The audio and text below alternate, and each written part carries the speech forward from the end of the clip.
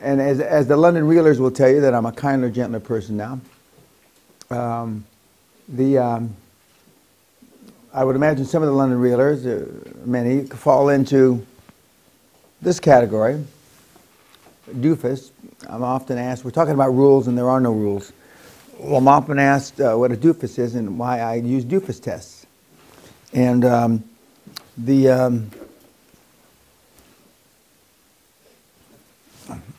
doofus test is when you want to ascertain if the person or persons or group or company are serious about being high performance.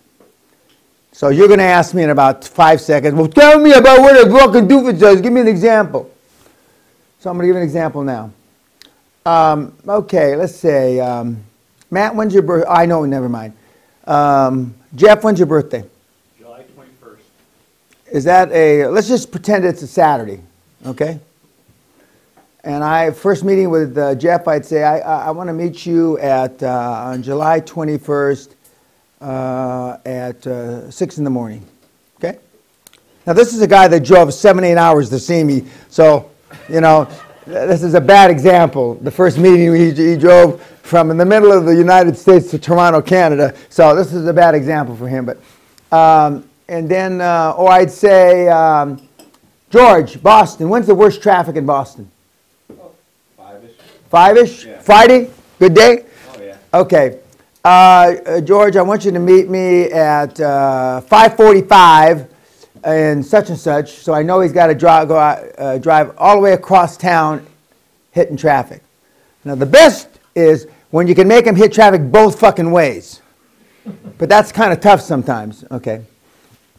Or Valentine's Day, and I know Igor is a real romantic, so he wants to be with his girlfriend, you know? By the way, I have an anniversary tomorrow, so it's... Oh, okay. Well, no. On Valentine's Day, we're going to meet for dinner. Okay, for dinner. Bring a present.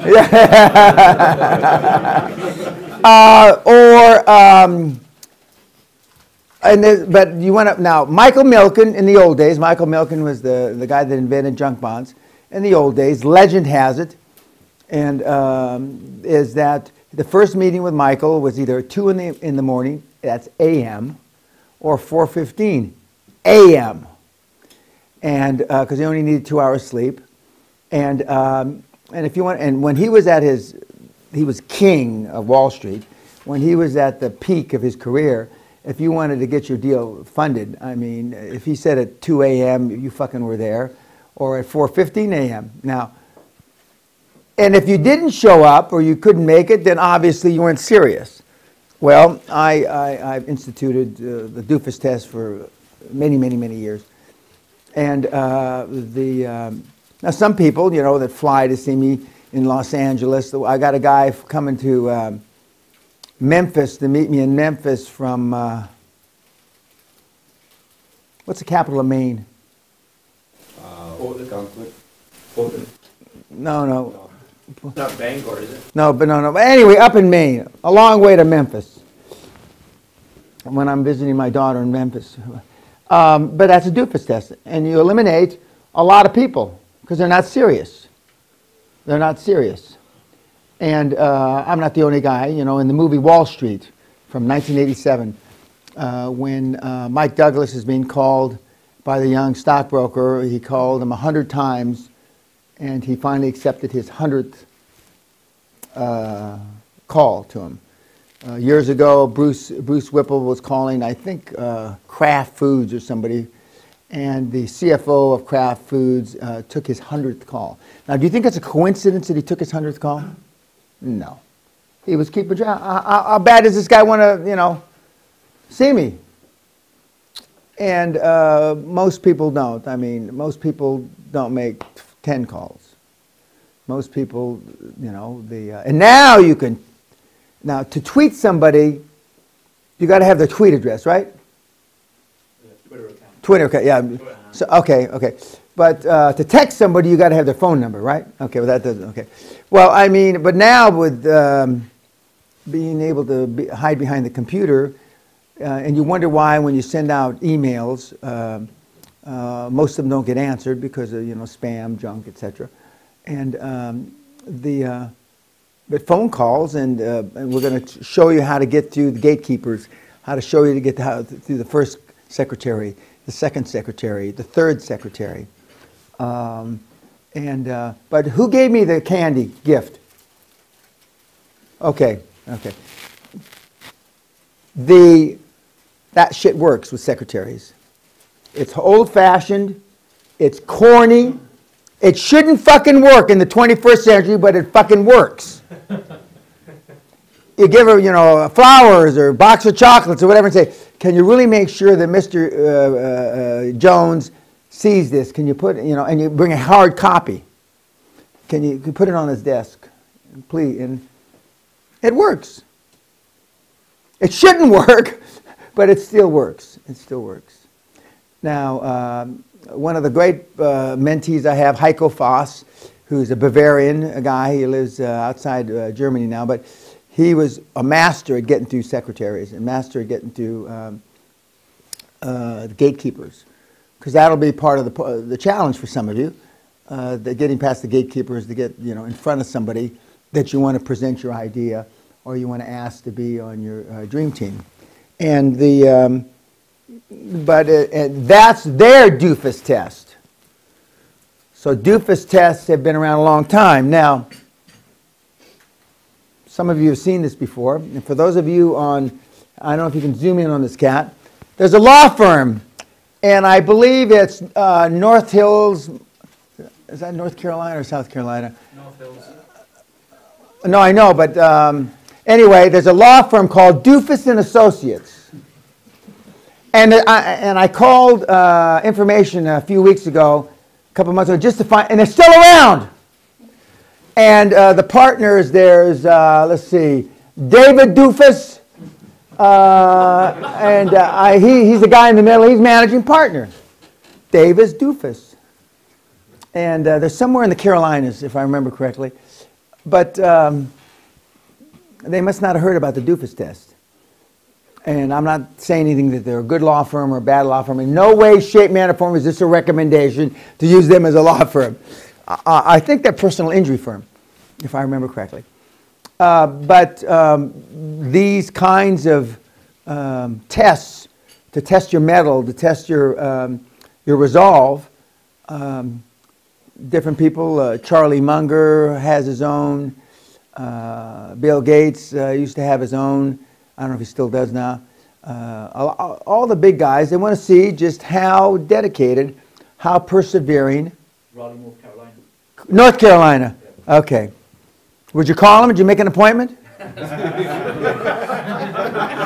haven't been injured yet. Okay, you haven't been injured. Okay. Yet's the operative word. You keep it up and you're going to be injured. And so but they want to see, how sincere you are. I equate it to, even though I was never a great athlete, they have walk-ons on athletic teams. They have a walk-on period where guys can just kind of like you when you got on the team, a hockey team. They walk on, okay, the 40, 50, 80 guys show up, okay, we've already picked the team, but maybe one or two of you will have a spot here. And they walk on, and there's no guarantees that there's no guarantees they're going to let you even try out. But, they've got walk-on in athletics where you may be given an opportunity. And a great example of that is the movie Rudy. When Rudy Rudiker wanted so bad to play for Notre Dame, he hounded the coach, he hounded the coach. He worked, and finally, as legend has it, he was able to play in the last 7 or 12 seconds of his final game as a senior. But that, they want to know how serious you are. And I do the same. I like to see people on the weekends. I like to see people Friday nights. I like to see people on holidays. I've seen people on Christmas Day. I've seen people on Yom Kippur. You name it, and I've seen them. And normally when you tell them, Well, we'll see. The Mr. Peña's got time. 24 December. 24 December, and they'll get back to you. Are you sure it's 20? Because in Britain, you know, you put the day before the month and the month. They do it differently. Are you sure you mean the 24th of December? And he says yes. And so they're thinking that's fucking Christmas Eve, you know. And some people say, fuck you, you know, I'm not interested. Well, that's fine. Because if they can't make a goddamn date on Valentine's Day, then what's going to happen when the fucking shit hits the fan? And you're up against it, Tom, and your back's to the fucking wall. Are they going to cry because they had to fight traffic? Most kids, and I keep looking at the millennial here, of course you are too, Kat, but most kids won't do that. They'll say, fuck it, it's not that important to me. And then they want to know when they're 35, 40, 45, they haven't done a fucking thing with their life. And I'm sure I'll get some feedback from the London Reelers about this. Of course, we've already defined the London Reelers earlier on in the session to a great degree. And some of them fit that category and some of them don't. But again, Brian, I appreciate the shout out, whatever that means, and I appreciate the exposure. Now, to me, exposure means when a man used to show his privates and got arrested. But it's different now in the 21st century, you know. And now that I'm a talent, according to William Morris, which I'm also thankful for, but it's all about commitment. And I told you about commitment earlier. Now, for those of you that speak German, Robert, say it in German. Habe ich Zipfel und Horn? What does that translate to? Have I penis and horn? Have I a penis and horn? Now, I'm sure that the Germans don't look at it that way when they read it. And then there's another story you told me about. Those were lawyers, and they called themselves Habe ich Zipfel. So two guys came together, one called Habe ich and the other called Zipfel, penis. And then they took in an accountant, a lady accountant, and she's called Horn. And so, I don't know, it's Eastern Germany. It's quite a strange thing to come together like that. I don't know which people are going there. I don't understand that. Yeah, well. But I mean, you know, there's nothing stranger than reality. You know, this isn't fiction. I'm not making this shit up. But the essence of this little vignette, or these vignettes, is that high performance people will almost always want you to show them a sign of commitment. A sign of commitment. Because they know if you can't make an appointment, or you can't come at a certain time, or you're afraid of fighting traffic. I just had a high performance person that I know that canceled the meeting with me recently because it was raining and he was going to have to fight traffic. It was raining, and he was going to have to fight traffic on a Friday afternoon. This guy is a high performance person. In fact, he's a well-known name. You know, maybe he had other reasons why he canceled it, but you know, I'll never forget that. And I already told you the story about when I showed up to see Klaus Kleinfeld in a wheelchair. I'm sure that everybody at that meeting would have been understanding, if that's the right word, if I hadn't come to the meeting. But that's not who I am. There's no traffic jam on the extra mile. You will not, pun intended, about traffic. The road to success is always under construction.